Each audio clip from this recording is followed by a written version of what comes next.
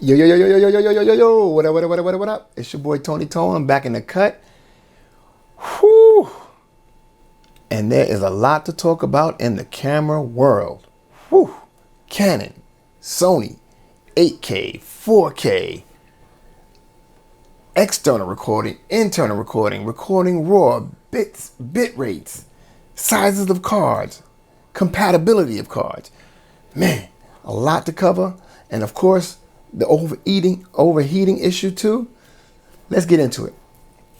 First, I just want to talk about some of the reviews that I've been hearing, and reviews in general as of late. And I'm talking to the vloggers.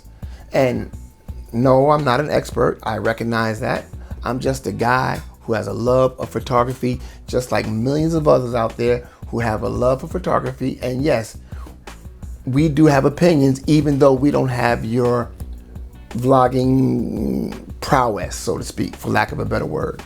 And I'm saying this just out of my own experiences, just out of my own observations. I don't mean any disrespect, but vloggers, you've got to know who your audience is. Sometimes I wonder, when you're talking to people about hybrid versus photographers versus videographers, I think that you make the mistake in thinking that everybody that you're talking to is in your situation. I don't think that most camera buyers are vloggers. I just don't believe that. Yeah, I'm sure there are thousands of them out there. YouTube, you can see that there's thousands of them. But the most people who buy that Canon, the most people who buy that Sony, they are not vloggers, and they're not interested in flippy screens, and they're not interested in where the microphone can go. They're not. They're interested in what the camera can do. So I wish some of these vloggers focus less on that stuff and more on what the cameras can do and give us more real world examples. That being said, let's talk about the Canon first. I am a former Canon user. I'm now a Sony guy. Talk about fanboys all you want. I have no tolerance, no patience. I have no interest in going and arguing with you over who's a fanboy of this. I'm in it for the goodness. And again, this goes back to my my notion of vloggers. Most people, when they buy the camera of their choice, whether it's a Canon or whether it's a Sony, they're not buying that camera with the thought in mind, maybe I should change over systems. I'm invested in Sony glass. And as good as that Canon is, I'm not going to change I'm not going to sell my equipment, and I'm not going to start all over again with another system simply because they had a camera that is magnificent. I'm just not. It's not worth it for me. And I'm sure that there are people on the Canon side who may look at this Sony A7sIIi and say, wow, that is the camera that I've been looking for, but they're not going to change over either. It's just not going to happen. Now, the reason why I changed from Canon to Sony in the first place is not because of one particular camera, but they came out with one camera, and then another camera, and another camera, and it was a different system. I went from DSLR to mirrorless, and the system is what made me change over. So I don't think there's going to be as big as call for a lot of people that's going to change over their entire ecosystem because of one camera. Canon, the R6 and the R5. Those cameras, holy guacamole. Wow. Wow. First of all, let's forget about 8K for a minute. Please. 8K, I'm gonna make this statement now. 8K is, in some ways, it's a gimmick. Yes, I said it. I'm putting it out there. It is a gimmick. And I'll tell you why in a minute. However, that being said, the R5 is no less a beast of a camera without that 8K. The 40 plus pixels The animal eye and the human eye autofocus, what I've seen, it is more sticky than the Sony. Sony better watch out. Don't sit on it. That is amazing. The videos that I've seen from Tony Northrup was absolutely incredible. The picture quality, the glass that is associated with it, the ability to use a lens converter and use the excellent superior Canon glass already. You cannot lose by that camera. The price point on the R6, incredible. I think Canon made a mistake. The Canon's biggest mistake was try to sell that camera as a dual camera and trying to stomp Sony as a competitor. Yes, they did take a lot of Sony's shine away, because if you remember when Sony first announced, was first hinting towards the A7S III, they were saying that they are going to exceed expectations. And then when they did the interview with DP Review, then they said they're going to meet the expectations. That's because Canon stole some of that thunder by introducing the 8K. They were successful at that, but they are not going to obliterate Sony. That's not going to happen. And it didn't happen. Both the cameras are amazing. And in fact, I was thinking about getting the R6 myself, and I don't have any more glass for my Canon. I was seriously thinking about, wow, I got to get that camera. And then came the overheating issues.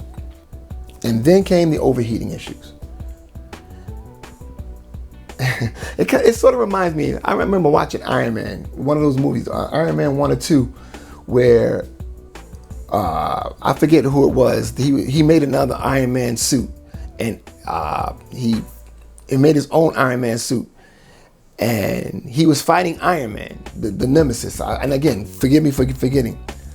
And Iron Man was almost defeated, but then he took him all the way up into space.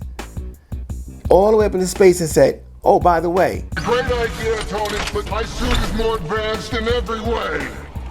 How'd you solve the icing problem? Icing problem? And he was stiff, and he couldn't do anything because Iron Man already went through that because he had the experience. Well, that's the Sony Canon thing with the overheating. It reminds me of that in reverse. Canon tried to come out with a camera that had 8K, and everybody wanted Sony to come out with 8K first, and Sony said, no, we're gonna wait, we're gonna do this thing right. But Canon did not know this, because Canon didn't have the experience in the mirrorless world. So when they brought out the R6 and the R5, how's that overheating issue? How are you dealing with that overheating issue? Huh? What? Boom. And just like that, Sony takes the prize. Now, why did I say it was a gimmick? I said it was a gimmick because of this. Not because of the overheating per se, but because of the recovery time. Here's what made me not buy the R6. I was watching Tony and Chelsea's video about the animal eye autofocus, and I was blown away. Then Chelsea said she was casually taking pictures for an hour, and then when she turned the video capacity on, it was already overheating, and she got 2 minutes of recording time. Hybrid shooters, those that market it, who says, you know what? Well, the Canon 8K is going to be great. Nobody shoots for more than 20 minutes 8K anyway. That may be true, but would you risk taking your camera out in a professional environment? You're doing this, you're doing that, you're filming 2 minutes of this, 2 minutes of that. You're taking pictures because you're a hybrid shooter now. You want the best of both worlds. You want 42 megapixels and you want 8K. And you're doing that, and then when it comes time to record 4 minutes worth, you only have 2 minutes worth of video, and you can't get it. And then your camera shuts off. And then how long does it take before you can start recording again? You are dead out the water. And in that sense, yes, it has 8K, But in a professional environment, it is totally unusable. It is unusable, not totally, but I would not risk it. Not in the professional world. Yeah, in vlogging, I'll risk it because I'll vlog, it'll overheat, the recovery times are taking longer than I wanted to, then longer than I expected to. It's a nuisance, but then it'll cool down and then I'll record. You cannot do that in a professional environment. It's not gonna happen.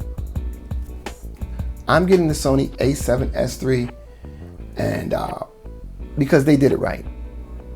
They did it right. They came in, they give you 4K, 10-bit, and I'm not going to go through the specs. You know what the specs are. But they did it right. It's not about the specs, but it's about doing it right. And Sony did it right with regard to the 12 megapixels. Again, who is going to be using this camera? Is it going to be a videographer who has sometimes casual need for shooting stills?